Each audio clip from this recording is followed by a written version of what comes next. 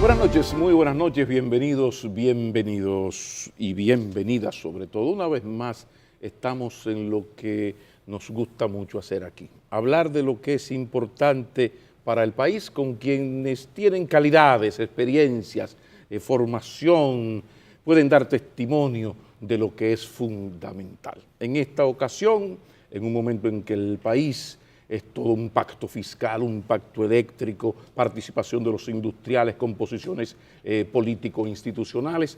Es todo un lujo periodístico conversar con el presidente de la Asociación de Industriales de Santo Domingo, que así se llama ahora, aunque todo el mundo la conoce como la Asociación de Industriales de Herrera, pero son la Asociación de Industriales de la provincia de Santo Domingo. Bienvenido.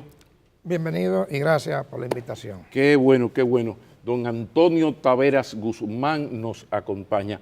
Quizás es bueno situar la conversación a partir de qué es, de dónde viene la Asociación de Industriales de Santo Domingo, ex Industriales de Herrera. ¿De dónde surge y por qué esa fama del enfant terrible del empresariado dominicano? Sí, mire, la asociación está cumpliendo 45 años en estos días. Y la asociación nace a partir de que una serie de jóvenes profesionales se atreven a invertir en una zona industrial que estaba muy apartada de la ciudad y que fue creada mediante un decreto para dar una serie de incentivos a los empresarios jóvenes, a los emprendedores que se atrevieran a ir a invertir en esta zona. Era la época en que la CEPAL estaba promoviendo en América Latina el proceso de industrialización y la sustitución de las importaciones. Entonces, aquí en el país, a principios de los años 70, se creó esa gran zona. Muchos jóvenes universitarios llegados a Estados Unidos con sus carreras, jóvenes emprendedores llegaron a esta zona y la desarrollaron. Fue la primera área industrial de importancia de este país. ¿Y por qué esa tradición de enfant terrible? Un poco como el empresariado rebelde, siempre posiciones la izquierda del empresariado, como algunos periodistas nos han llamado. Sí. Bueno, mire, eso viene por nuestra composición y cómo nosotros surgimos. Son medianos y pequeños empresarios que siempre han estado preocupados. O eran, porque ya hay uno que son. Bueno, no, hay empresas grandes. Felices, indocumentados, en los 70, 80. Claro. Ya. Entonces, siempre aquí ha habido una preocupación permanente por el país. O sea, históricamente, y ya es una filosofía, nosotros decimos que Herrera es una filosofía como asociación, y así es. Siempre hemos puesto los intereses país por encima de los intereses corporativos. Eso dicen todos. ¿En qué se diferencia, por ejemplo? Bueno, si usted ve la historia nuestra... Del CONET, por ejemplo. ¿En qué diferencia con el CONET, por ejemplo? Si usted ve la historia nuestra, en todos los procesos de grandes reformas en este país, nuestra asociación ha estado siempre a la vanguardia. Si usted ve, por ejemplo, el primer plan de decenal de educación, eso salió de nosotros, con el primer plan educativo que nosotros le propusimos al país, que fue parte de un plan de desarrollo. Pero los industriales apoyan también. Bueno, pero nosotros el hemos estado... siempre está ahí. Bueno, pero nosotros, por ejemplo, nosotros venimos años hablando de que la institucionalidad de este país tiene que fortalecerse. Y hemos dicho siempre que un eje transversal a todos los problemas que tiene este país es el problema institucional, la carencia, la opacidad de nuestras instituciones. Me lo dijo, don Antonio lo dijo. Nosotros no pertenecemos al CONET, aunque tenemos muy buenas relaciones y estamos impulsando proyectos junto con ellos. Pero para estamos en mecanismos de coordinación con el CONET. Pero para ahí voy, porque usted no se ha sentido mal, la Asociación de Industriales de Herrera de Santo Domingo, no se ha sentido mal, porque yo escuché el discurso del presidente del CONET, pensando en Antonio Taveras Guzmán, que nos visitó en nosotros, el programa del que formamos parte, El Sol de la Tarde. Así es. Y yo dije, pero no, y no es don Antonio Taveras Guzmán que está hablando. Yo sentí como que el CONET de alguna manera ha tomado el discurso de su enfant terrible y ha hecho un discurso sumamente frontal, opositor. No, ustedes no pensaron un poco en eso. ¿Qué ocurrió? ¿Por qué el CONET anda un poco en la línea de ustedes cuando generalmente lo lógico sería por poder, ¿no? Que fuera al revés. No, fíjese, creo que el empresariado como cuerpo sí. ha estado tomando conciencia en los últimos años de los cambios que el mundo ha estado dando, los cambios que a nivel global se están dando en las economías. Mire, nosotros somos una economía muy abierta. Tenemos tratado de libre comercio con Europa, con el Caribe, Centroamérica, con las islas, que envuelve más de 1.000 millones de consumidores. Además, ahora vamos a firmar un tratado de libre comercio posiblemente con Chile y quizá luego con México. Entonces, eso nos mantiene en una situación de que permanentemente tenemos que estar tratando de avanzar como país.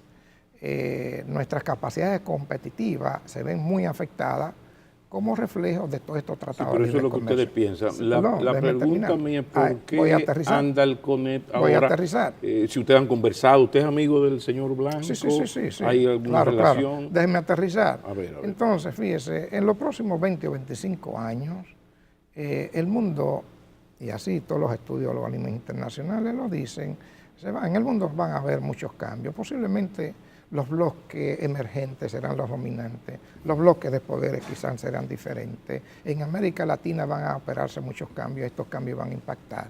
Entonces, nosotros como país con una economía tan abierta que estamos en estos momentos recibiendo esos impactos, vamos a recibir mayores impactos. Entonces, nosotros estamos compelidos a cambiar nuestro sistema productivo, a reinventarnos de nuevo como país, y eso tiene que ver mucho con el problema institucional. Nosotros históricamente hemos tenido instituciones muy débiles, muy carenciadas y que no caminan. Y la economía no puede caminar si no hay instituciones fuertes y sólidas. Por eso usted ve que aquí hay sectores de la economía que crecen y te dicen que hay un 7% de crecimiento, pero el empleo no se mueve, no hay movilidad social, los problemas siguen permanentes. ¿Te entiendes? Entonces, yo pienso que el empresariado ha tomado conciencia de eso, de la necesidad de esos cambios. Y no es desde la política,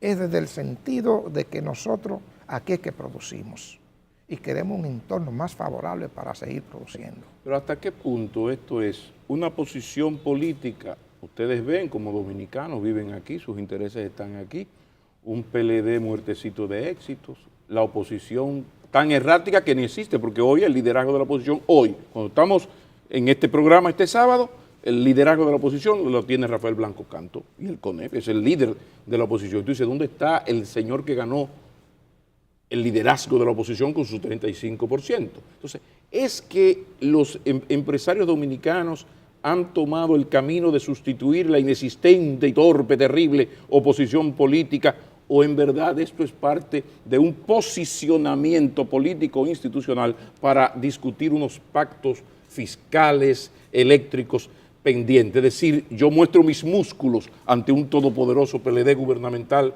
que hace 6 elecciones que no pierde y le digo, mira, yo tengo esto, vamos a negociar. Me gustaría que después de la pausa usted me desarrolle esta pregunta. De acuerdo. Ya regresamos.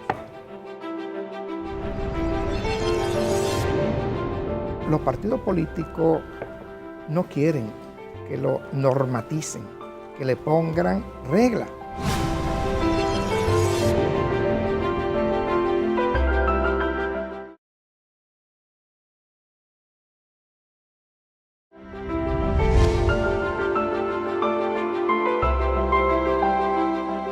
Don Antonio, sustitución de una inexistente y torpe oposición o posicionamiento para negociar pactos con el gobierno. A ver. Mire, la posición del sector empresarial, tanto el que nosotros dirigimos como del CONET, está fundamentada en la toma de conciencia de los cambios necesarios e importantes que este país tiene que darse. Y le explicaba lo que está pasando en la economía mundial. Mire, el sector empresarial tiene responsabilidades específicas. El sector político también tiene sus responsabilidades específicas. Ahora bien, el sector político ni está actuando con madurez, ni está entendiendo los cambios que este país necesita. Creo que está actuando con mucha irresponsabilidad. Eso no quiere decir que el sector empresarial quiera sustituir al liderazgo político. Ni que haya actuado con responsabilidad, sí, el empresariado. Que entonces, ¿qué pasa? Nosotros entendemos que la responsabilidad nuestra como empresario no termina con la jornada de trabajo en nuestras oficinas, en nuestras empresas.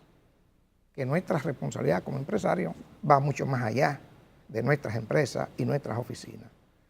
Va con el país. Entonces, mire, en estos momentos hay un desbalance de poder terrible. Aquí hay poco balance, hay poco contrapeso. Hay un partido mayoritario que lo tiene todo. Y yo le decía hace un momento que hasta en nuestra propia casa, cuando usted no tiene el contrapeso de su esposa, usted se convierte en un dictador. Usted necesita que su esposa le diga, mire, esto no es así, te equivocaste, debe de cambiar. Y que no haga fuerza para que hagamos esos cambios. Entonces, nosotros decimos que si el sector político no entiende los cambios, si la oposición política no entiende su responsabilidad como oposición política, pues estamos en disposición de levantar, o sea, no de sustituir, sino de cargar un poco ese sector político para que haga su papel. Pero eso se parece nosotros mucho no vamos a hacer la labor del político. Aquí no hay oposición, la oposición para lo que alumbra, paga es que luce, entonces la oposición soy yo, el poder lo tengo yo, voy, doy un discurso en la Cámara Americana de Comercio, todo el mundo empresarial me apoya y me aplaude y luego yo me siento a hablar con el gobierno. Pero resulta que en el 2012 ya había el compromiso de una ley de partidos y un régimen electoral. Durante 4 años yo no vi a ese empresariado enfrentando terriblemente la prensa, algunos señores de la prensa fuimos los que enfrentamos al gobierno. Porque el sector empresarial, y ahora sí. No, en ese momento quizá el sector empresarial, parte del sector empresarial, porque nuestra asociación siempre ha estado pendiente de esos problemas, siempre ha estado dando la cara y siempre ha estado planteando propuestas. Ustedes dijeron algo cuando el PLD modificó la Constitución para poder llevar a su mejor candidato, con ese único argumento. Pero los señores que acaban ahora de decirle al gobierno, al Estado, al partido que ganó, que no puede elegir las altas cortes sin contar con ellos. Nosotros no decimos, no dijo nada. es que no estamos hablando con contar con el sector empresarial. Mire, nosotros estamos hablando... Pero dicen que no va a aceptar, que el país no va a aceptar. No, el país no va a aceptar. ¿Y por qué? ¿Y el CONE puede hablar, el CONE no puede hablar en nombre del pueblo dominicano? Bueno, o del sector empresarial. Mire, peor. Nosotros necesitamos para que esto funcione una Cámara de Cuentas independiente. Si usted quiere perseguir la corrupción, tiene que tener una Cámara de Cuentas independiente porque yo no puedo poner a mi propio empleado a auditarme. Si usted quiere perseguir la corrupción, tiene que tener un Ministerio Público independiente o, en su defecto, un fiscal anticorrupción con total independencia. Totalmente de acuerdo. Usted no puede arbitrar unas elecciones con políticos parcializados porque no van a ser árbitros creíbles. Usted no puede tener un Tribunal Superior Electoral con políticos parcializados. Usted no puede tener un constitucional con políticos parcializados. Aquí en este país existe gente muy buena, profesionales, que no han sido militantes de ningún partido, Antonio, que pudieran estar ejerciendo imparcialmente esas funciones. Porque hay que tener cuidado, de repente un honorable no tiene vínculos directos con ningún partido, pero tiene vínculos absolutos y dependientes totalmente de un grupo corporativo de 4 señores y 3 sobrinos. Siempre se corren esos riesgos. Sí, no, lo que pasa es que aquí... Por eso es que la sociedad tiene que estar vigilante. Sí, lo que pasa es que aquí hay que tener cuidado con esto de la sociedad civil. Dice, no, hay que ampliar. Entonces tú pones a Juancito Pérez Vidal, que no estaba muy cerca del PLD, no se lleva tan bien con el PRM, pero es un hombre del grupo PI. O sea, hay que jugar con eso, porque se supone que ustedes apuestan, y yo les apoyo, a reglas de juego, independencia de esos poderes para controlar, sí, pero hay que respetar esas reglas de juego cuando te dice que es el Senado, por ejemplo, que te elige miembros de altas cortes o el Consejo Nacional de la Magistratura. Por ejemplo, A ver. con los partidos políticos. Los partidos políticos quieren crear reglas y normas para la sociedad entera. Son los que van al poder y son los que crean políticas públicas, crean leyes, ¿no? Pero, sin embargo, los partidos políticos no quieren que lo normaticen, que le pongan reglas. Entonces, mire, es increíble que aquí se haya denunciado que recientemente ha habido legisladores que han estado ligados al narcotráfico y hoy son legisladores. Lo hizo la denuncia el procurador. El almirante Silfrido Pared habló que dio un informe que todo eso se sabía. Y los partidos entonces, lo saben. Los partidos lo sabían. Lo que pasa es que porque, no pierden. Bueno, no pierden. Entonces necesitaban ese financiamiento y no les importa a quién lleve allí. O sea, los narcotraficantes van a hacer nuestras leyes.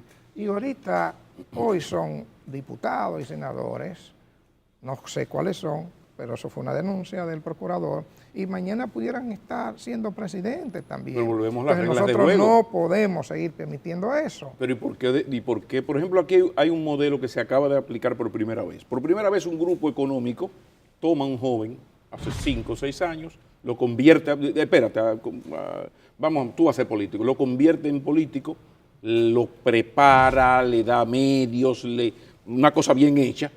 Bueno, y ese joven agarra el PRM y el reformismo, pero en verdad es de un grupo corporativo, va y gana voto a voto. El CONEP, la Asociación de Industriales, no puede hacer algo parecido. El PLD a mí no me está resolviendo las cosas bien para el interés nacional, pienso yo. Déjame agarrar a Juancito Pérez Vidal alias Tito y vamos a impulsarlo para que gane voto a voto, porque lo que no puedo decir es, ese señor, bueno, narcotraficante, ¿dónde está la sentencia? ¿Me comprende? Mire, pero no es sano que ninguna asociación empresarial, que ningún grupo empresarial lleve a políticos favoritos, porque ahí estaríamos cometiendo el mismo error. Pudiera ser que también político favorito, un sector empresarial, se corporativice y atienda los intereses de ese grupo económico. Y no es eso lo que queremos. Yo le acabo de decir que nosotros tenemos bien claro cuál es nuestro papel y sabemos claro cuál es el papel de los políticos. Nosotros no queremos grupos empresariales metidos a la política. Necesitamos grupos empresariales con la suficiente responsabilidad social con el país como para decirle a los políticos, mire, esto está mal. Nosotros entendemos que esto debe hacerse así. Hacemos propuestas, hacemos presión, somos contrapeso, pero no vamos a sustituir a los partidos políticos ni al liderazgo político. Queremos que los partidos políticos, que el liderazgo político tome conciencia de los cambios que este país necesita y que esta sociedad está demandando. ¿Y qué se puede hacer si aquí 62 y 35 son 97? El 97% de los que votaron al PLD y al PRM, a ambos bloques.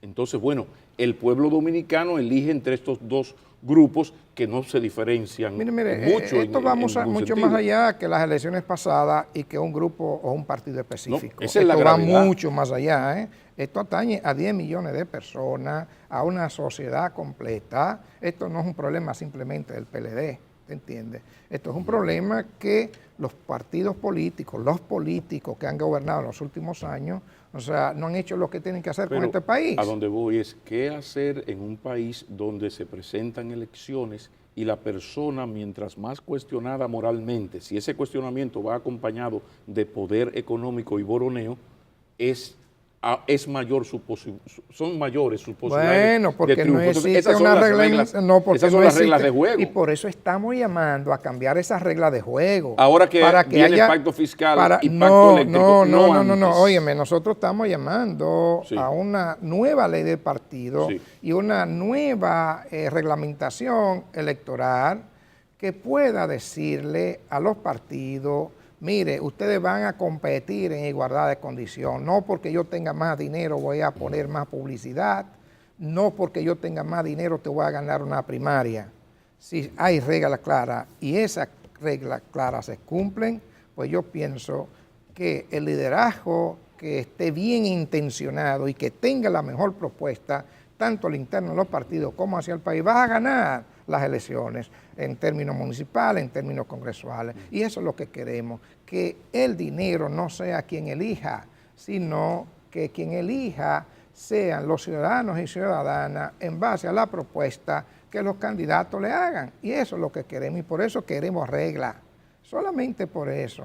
O sea, nosotros como sector empresarial no queremos sustituir, repito, a los políticos. Tenemos que ir a una breve pausa. Cuando retornemos, continuamos esta conversación con el presidente de la Asociación de Industriales de Santo Domingo, la ex Asociación de Industriales de Herrera, don Antonio Taveras Guzmán. Ya regresamos.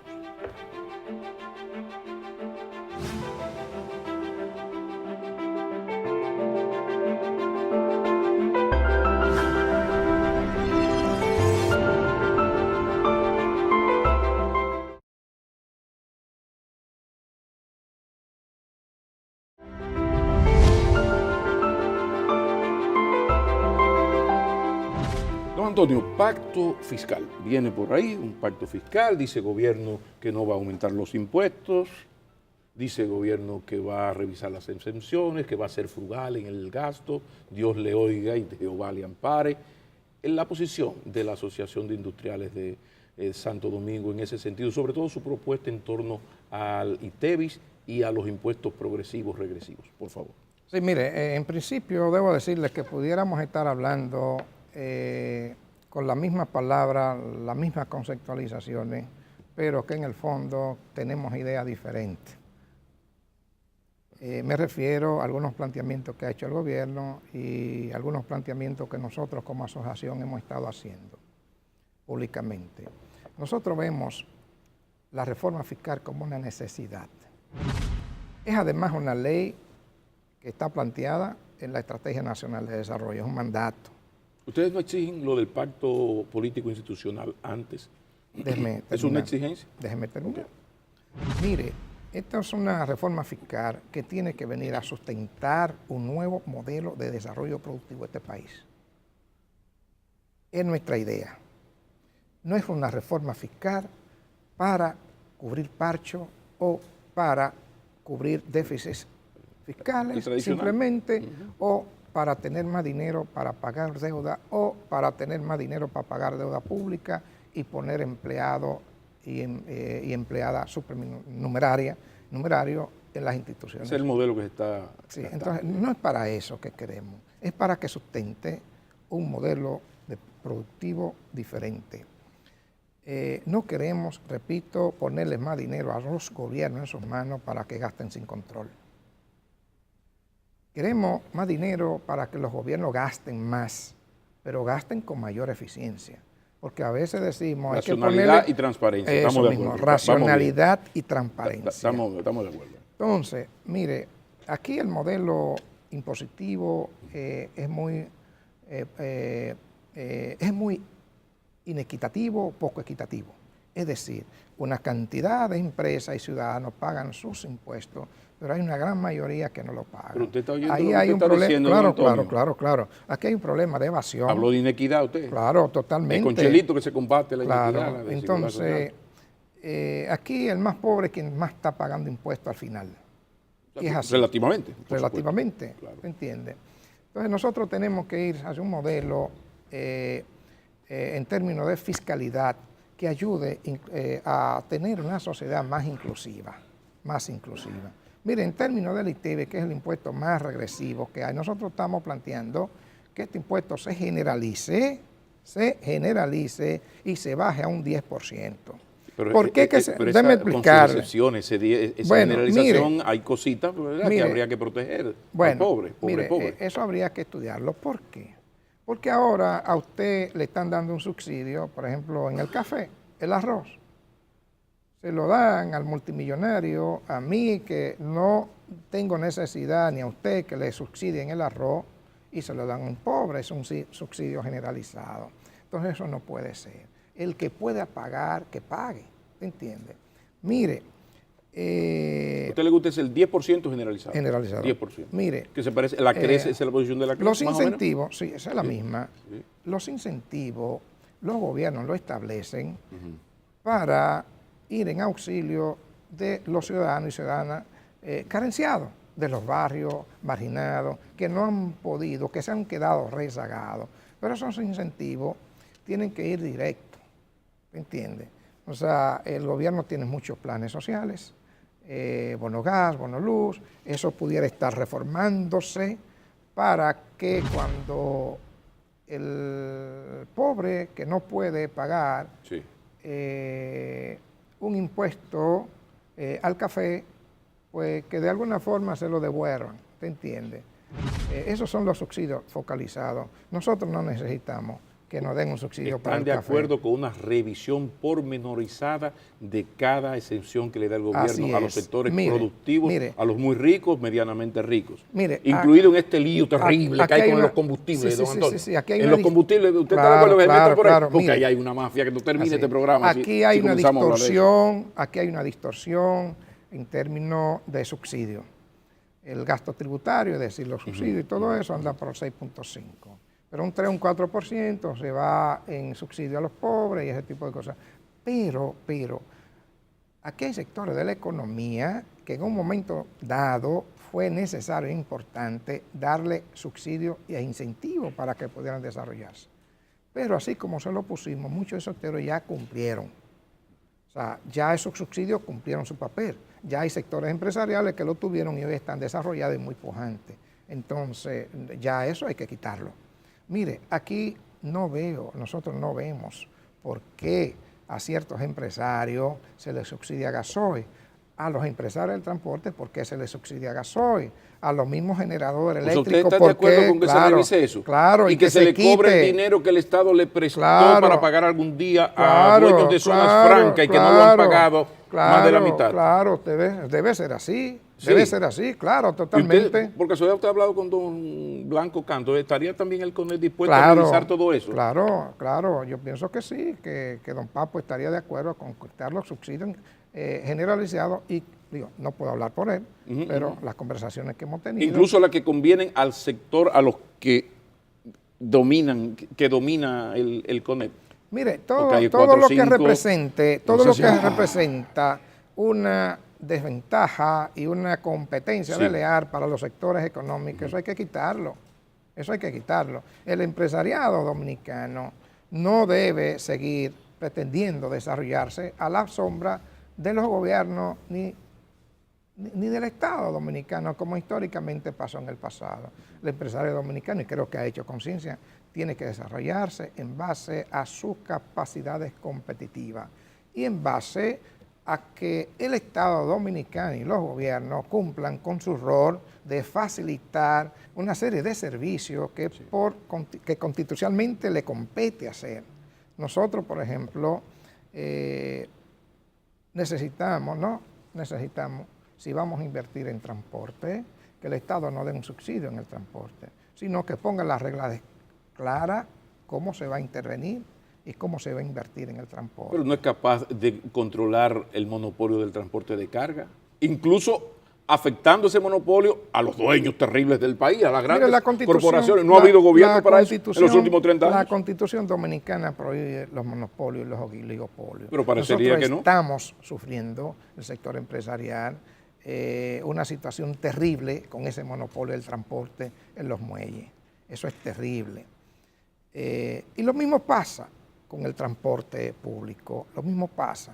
O sea, nosotros aquí los espacios públicos, hay algunas instituciones de carácter sindical o empresarial que entienden que los espacios públicos en términos de transporte son de ellos, y eso no es así.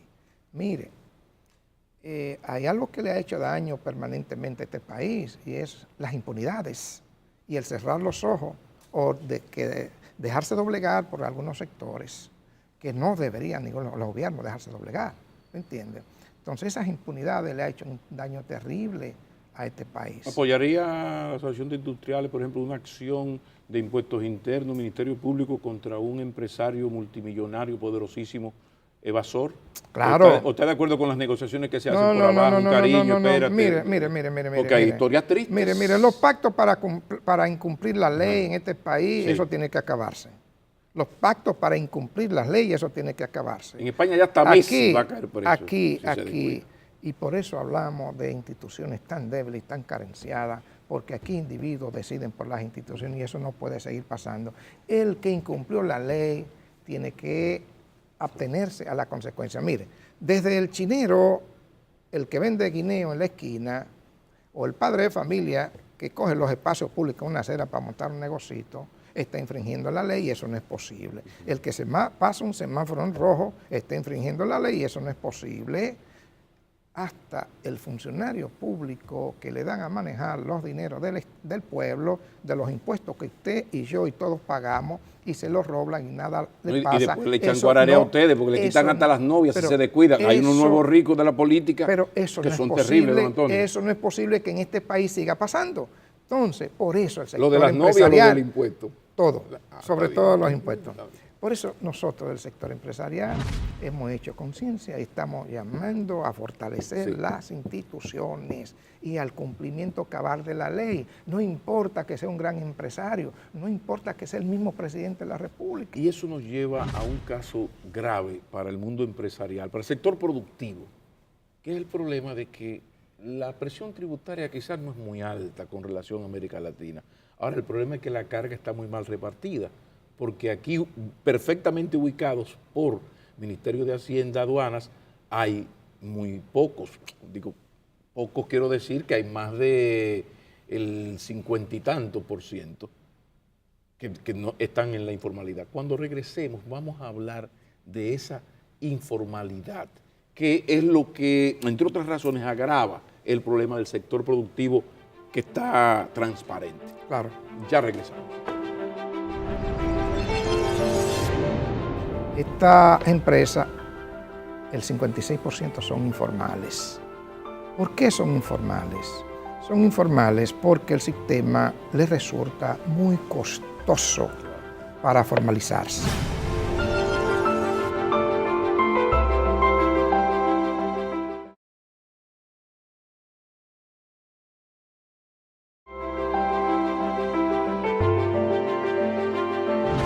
Minutos finales de esta entrevista con el señor presidente de la Asociación de Industriales de Santo Domingo, don Antonio Taveras y Guzmán. El problema de la informalidad, ahí sí yo apoyo totalmente a los empresarios. En las últimas estadísticas hablan de más de 50, 56, 55% de la actividad empresarial productiva está fuera de la seguridad social, en absoluta informalidad. Así no hay pollo que llegue a gallo. Así es. Mire. ¿Qué se puede hacer? ¿Qué ustedes plantean en ese sentido? Mire, ciertamente el parque comercial, industrial y comercial del país está compuesto en su gran mayoría, un 90%, un 95%, de pequeña y mediana empresa. Un 60% son microempresarios. Son microempresas y son las que mayor cantidad de empleo crean. Pero ¿qué pasa? Esta empresa, el 56% son informales. ¿Por qué son informales? Son informales porque el sistema les resulta muy costoso para formalizarse. Una seguridad social muy alta, unos anticipos que son terribles, un pago de impuestos terrible.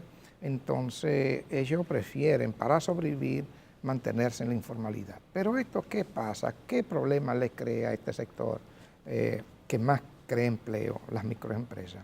No tienen acceso al crédito formal, por lo tanto tienen que irse a un agiotista prestamista. Carecen totalmente de formación empresarial. Entonces, ¿qué pasa? Las estadísticas muestran que estas empresas nacen, crecen y mueren en espacio de 5 años. Es decir, que aquí hay una constante nacimiento y crecimiento de estos emprendedores y estas pequeñas empresas. Y por eso, como es el sector que mayor cantidad de empleo provee formalmente, mayor provee a la economía, entonces usted ve que el empleo no se mueve. Cíclicamente ha estado siempre entre un 14, un 13 y un 15%. Y sobre todo aquí lo que aumenta es el empleo en el Estado, claro, que es un empleo generalmente muy poco o nada productivo. No, claro. El empleo del Estado es muy poco productivo, succiona los impuestos. Sí, pero estadísticamente se ve bonito. Bueno, hemos bajado el empleo, bonito, un poema bonito, borgiano. De Borges. Sí. Entonces, en un esquema nuevo de fiscalidad en lo que estamos planteando, Sí. y ahí ¿Cómo se podría hacer eso, lo que ustedes coincidimos plantean? con las CREST, Sí. y es que a esta microempresa se le dé los incentivos necesarios para abaratar la formalidad de ellos. Ahora no están pagando impuestos, no están pagando impuestos sobre la renta, no están pagando ITEVI, no están pagando nada, no están pagando anticipo. Ahora, lo que nosotros queremos Unas es facilidades para sí, que se transparente, se formalice. y ya podemos hablar de un monotributo, por ejemplo, hacia la microempresa, un monotributo. ¿Y el CONE está de acuerdo con eso? ¿Usted lo ha conversado con...? No hemos conversado con eso, es una posición nuestra. Por eso ustedes son los ¿Por enfants qué? terribles, la Porque- izquierda del empresariado. ¿Por qué? Por eso es. Entonces, en este esquema nuevo fiscal, y estamos de acuerdo con las CREST, se está planteando que el gobierno haga un trabajo para formalizar, dándole esos incentivos que son necesarios y para poder cobrar impuestos. Claro, no cobra nada. Impuesto que no lesione y que no amenace la vida de esta micro pequeña empresa, y que lo formalicen y que puedan ir a la seguridad social, que puedan ir al banco a tomar un préstamo y que puedan buscar el Estado Dominicano y algunas instituciones, y cual nosotros formamos parte de los centros PYME con la UNFU y la UAS, que estas instituciones puedan ir a darle educación empresarial, educación financiera, educación para competir y sobrevivir en un mercado tan concentrado como existe en este país. ¿Y ustedes no proponen algunas medidas de parte del gobierno para luchar contra ese mercado concentrado, los oligopolios que existen? Porque aquí hay hasta un centro de competencia, una institución. Aplicar la ley en la Constitución, porque es que la gran revolución de este país debe ser aplicar las leyes. Mira, ahí está Procompetencia con Michelle, que todavía no